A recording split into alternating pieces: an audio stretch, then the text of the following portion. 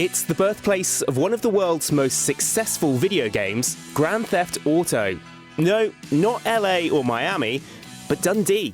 It's just one of the blockbuster titles to come from the city, and it's that success and subsequent investment that's transformed parts of Dundee's waterfront, like this building at Water's Edge, into a major hub for the UK's games industry. And there's an incredible pool of talent here. There's a lot of studios in a very small area that all work together and sort of build a bit of a community. Greg's moving into one of the offices here after a game his studio made went viral online.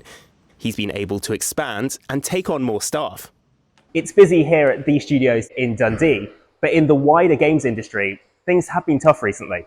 Investment's drying up. There's not as much interest as putting money away for risking it. And a lot of studios are suffering heavily because of that.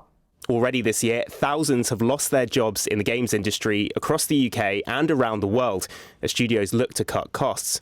But at this election, there's been very little said about how the next government might support a struggling industry estimated to be worth £6 billion to the UK economy. It's definitely scary out there, I don't know. I mean, over the past year, 2 years, there's just been so many people losing their jobs. And I've had so many friends lose their jobs. The games industry is a great thing. I do think we are suffering from games not being recognised as their own kind of separate thing, and startups and people coming out of university with great ideas are not getting the funding that they need. It's something UKI, the group representing games companies, wants to change, calling for more cash for new studios and tax breaks to encourage them to stay in the UK.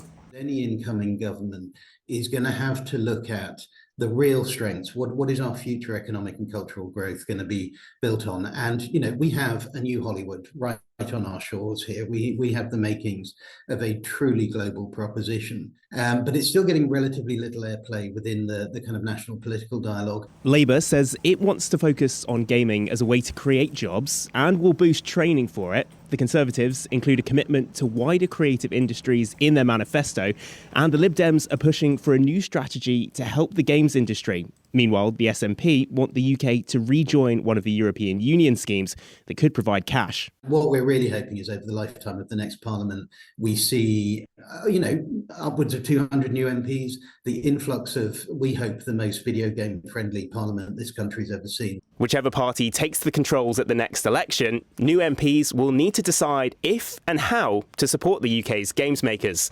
Andrew Rogers, BBC News.